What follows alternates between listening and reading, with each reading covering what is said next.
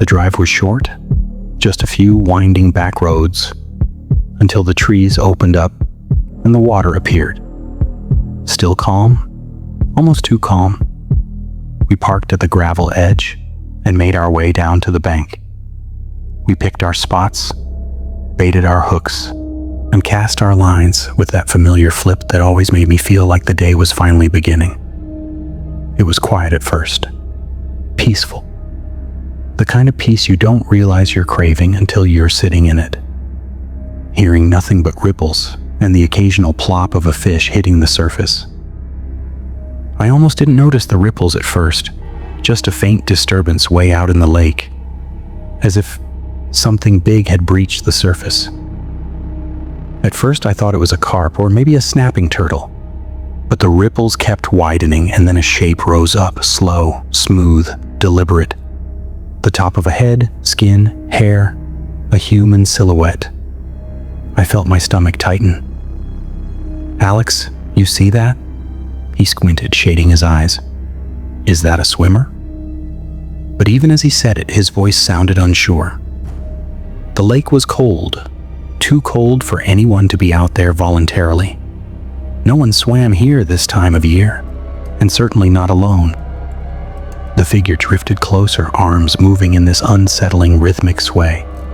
Not quite swimming, not quite floating, just moving. When she got close enough for the light to catch her face, we realized it was a young woman.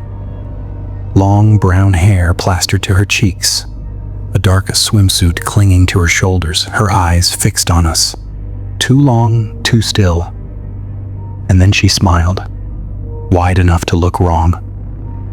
"Hi there," she called, her voice carrying eerily clear across the water. "What are you boys doing?" Alex looked at me before answering.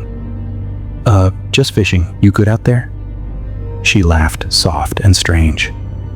"Oh, I'm great. The water feels so nice. You should come in. It's perfect." Something cold scraped down my spine. "No thanks," I said. "We're fine here."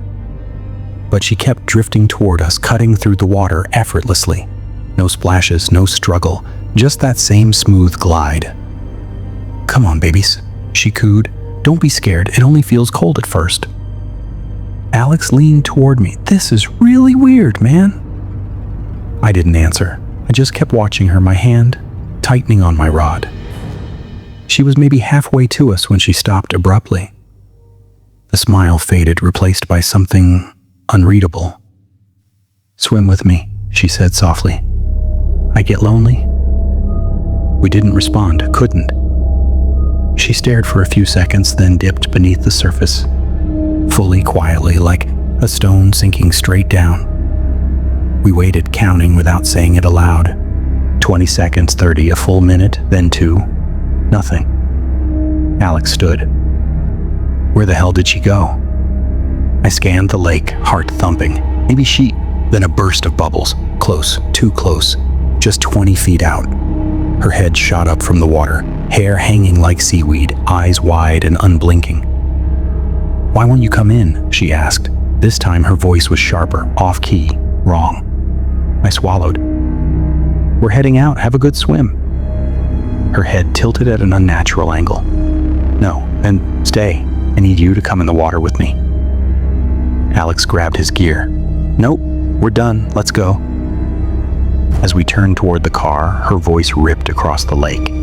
A scream so loud, raw, and furious that it didn't sound human. "No, come back. You have to swim with me." We hurried, stumbling over roots and mud, her screams rising, breaking, echoing across the water. "Don't leave. Come back, babies. Come back." I couldn't help it. I looked back. She was thrashing violently, arms slapping the surface, water exploding around her.